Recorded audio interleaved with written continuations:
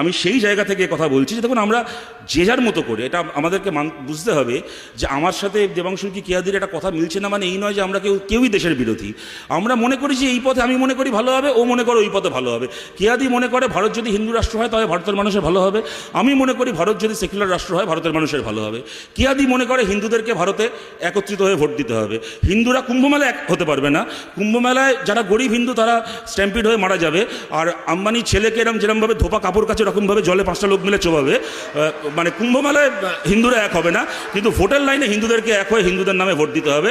আমরা মনে করি ভারতের শ্রমিককে ভারতের কৃষককে এক হয়ে ভোট দিতে হবে, যে যার মতো করে দেশের ভালো চায়। দেবাংশু মনে করে যে জগন্নাথ মন্দির হয়েছে, বাইরে কিছু লোক মানে তারা ফুলের ডালি নিয়ে বসেছে, সিঁড়িতে অনেকে ভিক্ষের বাটি নিয়েও বসবে, এর ফলে এমপ্লয়মেন্ট হবে। আমরা মনে করেছিলাম যে সিঙ্গুরে কারখানা হবে, তার ফলে এমপ্লয়মেন্ট হবে। দেবাংশু মনে করেছে ধরুন মমতা বন্দ্যোপাধ্যায় সরকারে এসে কার্ল মার্কসের জীবনীকে পশ্চিমবাংলার পাঠ্য থেকে সরিয়েছিলেন, তার বদলে বেচারাম মান্নার জীবনীকে ঢুকিয়েছিলেন, মনে করেছেন ভালো হবে। এর ফলে হতেই পারে। আমাদের সরকার সুকান্ত ভট্টাচার্যের কবিতাকে বাংলা সিলেবাসে রেখেছিল। আমরা মনে করেছি সুকান্তর কবিতা বাচ্চারা পড়বে, বাচ্চাদের মানসিক বিকাশ হবে, ভালো হবে, ভালো দেশ তৈরি হবে। তো মমতা বন্দ্যোপাধ্যায় মনে করেছেন যে না, সুকান্ত ভট্টাচার্য বুদ্ধদেব ভট্টাচার্যের কাকা, সুতরাং তার কবিতা বললে বাচ্চারা বিগড়ে যাবে, তার থেকে অভিষেকের কৃষির কবিতা পড়া ভালো। সেই কারণে ওনারাও ভালোই চান রাজ্যের, এটা আপনাদেরকে মানতে হবে। যে কারণে সুকান্ত ভট্টাচার্যের কবিতাকে সিলেবাস থেকে বাদ দিয়ে মমতা ব্যানার্জির 19টা বই সরকারি লাইব্রেরিতে ঢুকিয়েছেন, বাচ্চারা পড়ছে। এখন মা ডাকে হাম্বা, গরু ডাকে বুম্বা, হরে করো কম্বা, বাচ্চাদের ভালো হচ্ছে।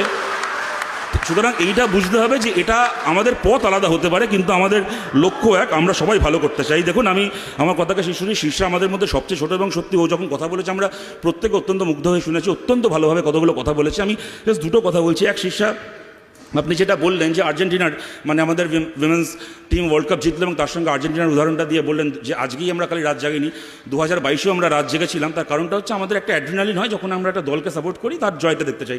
কথাটা একদম ঠিক। আমি আপনাকে বলছি শীর্ষা, আমরাই ধরুন আমি একদম জ্ঞান হওয়ার পর থেকে আর্জেন্টিনার সমর্থক। আমি মারাদোনা থেকে শুরু করে আজকের মেসি, মাঝে বাতিস্তা, আমি পাগলের মতো আর্জেন্টিনার সমর্থক। আজকে সকালবেলা যখন মেসি এসেছিলেন যুবভারতীতে অরূপ বিশ্বাসকে দেখতে, আমার ইচ্ছে ছিল যাবার, কিন্তু টাকা ছিল না বলে যেতে পারিনি। যাই হোক, কিন্তু আমি আপনারা প্লিজ হাত তালি দেবেন, আমার সময় শেষ হয়ে এসছে, আর আমার সময় শেষ হয়ে এসছে, এরকম করবেন না। এবার আরে ঘন্টা কে বাজাচ্ছেন, আমার তো সে করছেন প্লিজ। আচ্ছা এক সেকেন্ড, আমি যে কথাটা বলছিলাম আমি না পাগল না, গৈ সাহেবে পা দি। আমি বলছি যে